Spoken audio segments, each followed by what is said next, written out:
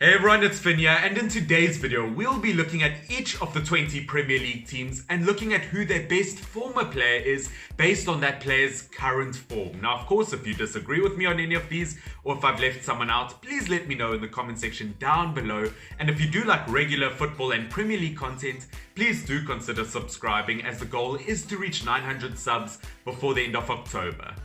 First club, Arsenal, Serge Gnabry. So we all know the story by now of Serge Gnabry not quite making it at the London-based club, where he only managed 10 senior appearances for the Gunners. He was then put out on 2 different loan spells. The first one at West Brom, where he only managed 1 senior appearance after being dubbed as not good enough for West Brom by former manager Tony Pulis. His second loan spell to Werder Bremen was much more successful, as he got 11 goals in 27 Bundesliga games. Now, this spiked enough interest from German giants Bayern Munich to swoop in and buy the German right winger, where Serge Gnabry was then put out on 2 more loan spells at Hoffenheim, where in his first season back at Bayern Munich, he won Bayern Munich Player of the Year, and the following season, in the 1920 season, he helped Bayern Munich win the domestic treble along with the Champions League. We know the rest is history. He has also gotten himself a strong starting position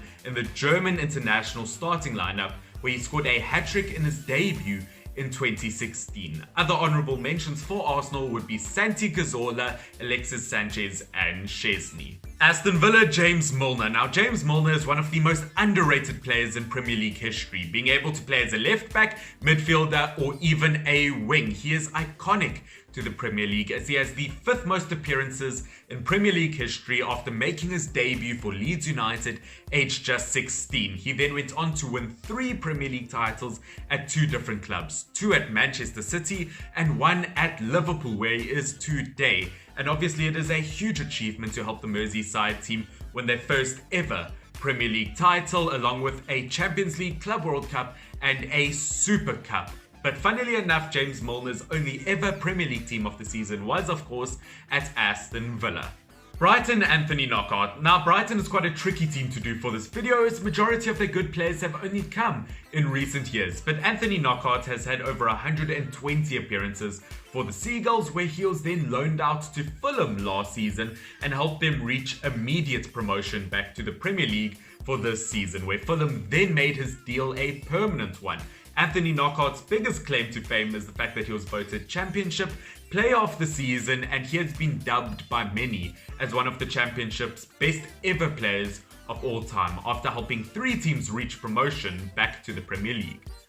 Burnley, Michael Keane. Now, the 27-year-old former Manchester United Academy graduate had over 100 appearances at Burnley Football Club, and at his time at the club, he helped Burnley reach an impressive 6th place Europa League spot on the Premier League table that earned the English centre-back a big £30 million money move to Everton Football Club, where he has had over 100 appearances for the Toffees. And in his first season, he was not that impressive at Everton, but since then he has turned things around and has earned a contract extension that will run until 2025. Michael Keane has also earned himself 10 England international appearances, where he helped England reach an impressive 3rd place in the Nations League.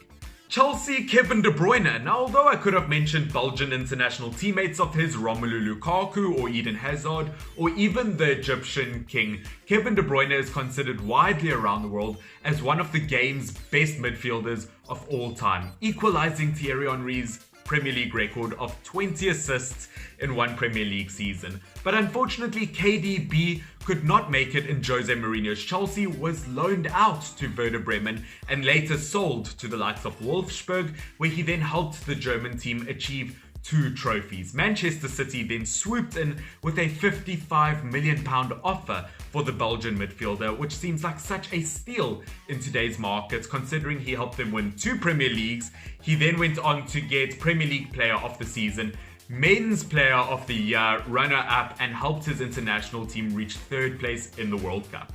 Crystal Palace, Steve Mandanda. Now, although I'd love to say Aaron Wan-Bissaka, Steve Mandanda has just been far too impressive, with over 330 appearances for French League team Marseille, helping them win the French League title in the 09-10 season. He has also helped the team win 3 Copa del Leagues. He's been in the French League Team of the Season 5 times, and he is a World Cup winner with France. It is just way too impressive to pass up, and at his time in Crystal Palace, he helped the team get 13 clean sheets and 1 assist in 51 appearances.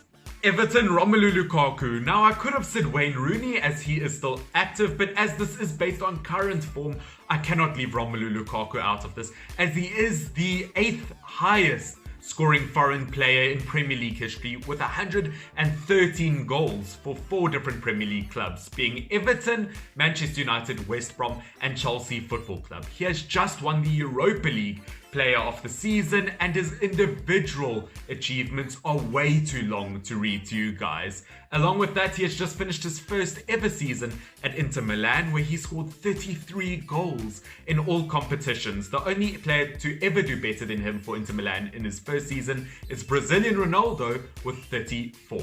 Fulham, Musa Dembele. Now, Fulham have not had a lot of really good players over the last few years that are still playing football today, but Musa Dembele has to go down as a Premier League legend for both Tottenham Hotspurs and Fulham, and will always be remembered for his incredible work rate. He is currently playing in the Chinese Super League and has had over 80 appearances for the Belgian national team, and when he was at Fulham, he scored in his first ever start for Fulham in 2010 versus Port Vale in the League One Cup.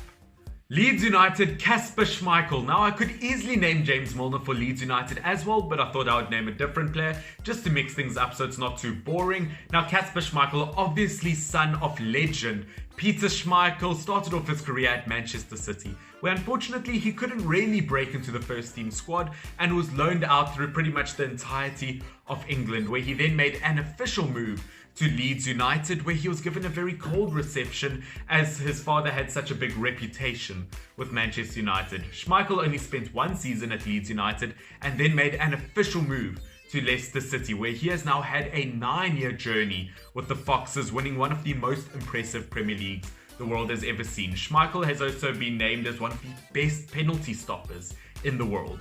Leicester City, N'Golo Kante. Now, although I could easily mention African Football of the Year, Riyad Mahrez, N'Golo Kante has such a huge reputation behind him, winning back-to-back Premier Leagues with 2 different clubs, obviously being a part of that incredible Leicester City story, and then the next season winning it with Chelsea. He has also won a World Cup, multiple Team of the Seasons, multiple Team of the Years, 8th place in the Ballon d'Or, and although he has been playing a bit higher since Surrey joined Chelsea, he is still known widely as one of the best defensive midfielders in the Premier League era.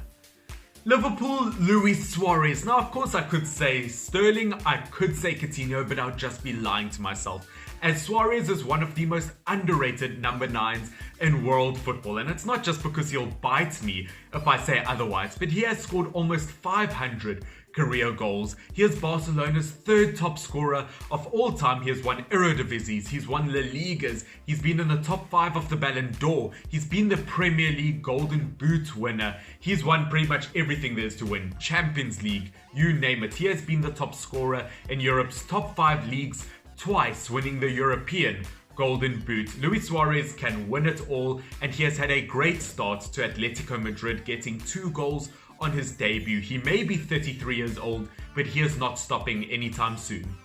Manchester City, David Silva. Now, for me, there is no competition for the spot, and it has to go for the player who has just left Manchester City for Real Sociedad. David Silva has to be one of the best midfielders the Premier League has ever seen, and I think he would comfortably fit into any team around the world. Looking at David Silva, he is arguably as successful as Manchester City itself, winning everything there is to win in England, from Community Shields to FA Cups to 4 Premier Leagues. And to top it all off with Spain, he's won multiple Euros, he's won World Cups, and I would say that, along with Sergio Aguero, is probably Manchester City's best player of all time.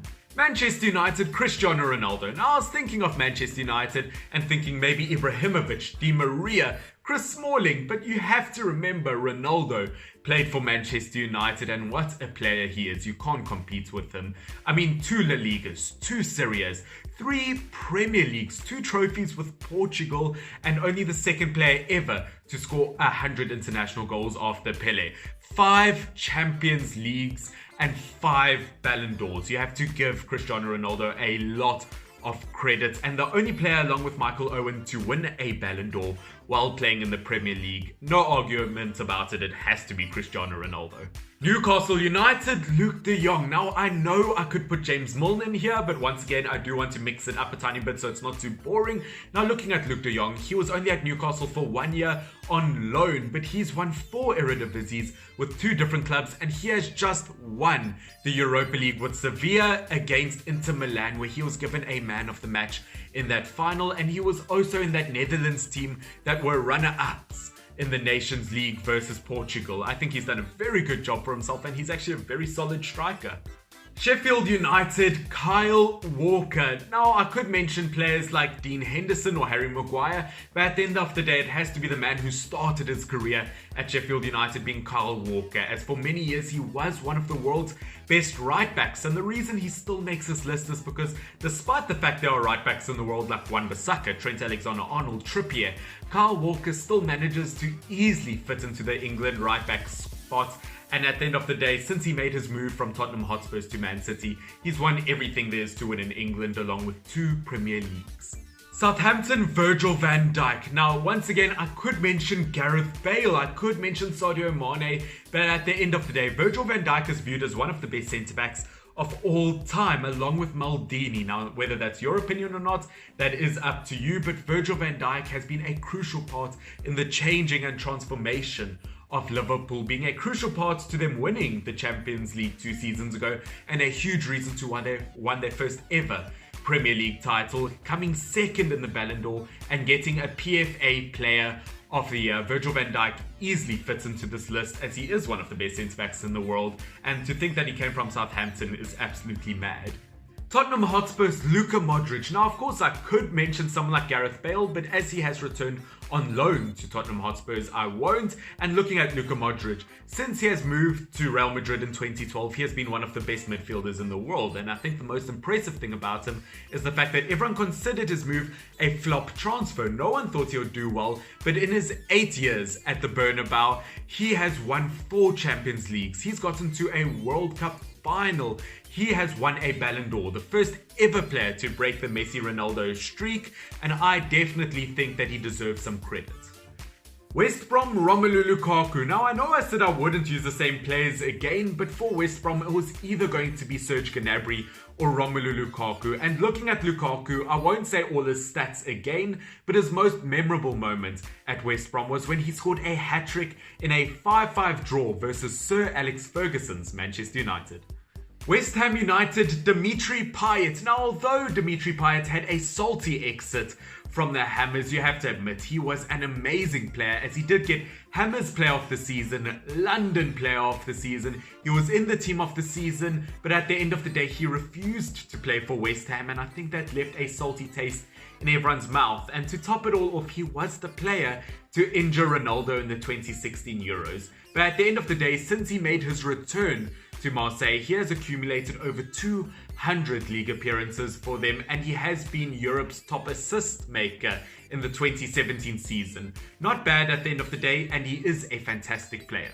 Wolverhampton Wanderers, Diogo Jotter. Another honourable mention I could have mentioned would be Dirty, who has just made a move to Spurs, and just like other clubs, Wolves have found the majority of their best players in recent years. But looking at Diogo Jota, he used to play for Atletico Madrid, where unfortunately he struggled to get into the first team and was loaned out to Porto, where thereon he was loaned out to Wolverhampton Wanderers, and that move was then made permanent, where Diogo Jota accumulated up to 110 appearances for Wolverhampton Wanderers, scoring over 30 goals. He has just made a big money move to the likes of Liverpool, where he has scored in his debut. He is a fantastic playmaker, he is incredibly fast, and one I am proud to mention in this list, as he is also a Nations League winner with Portugal.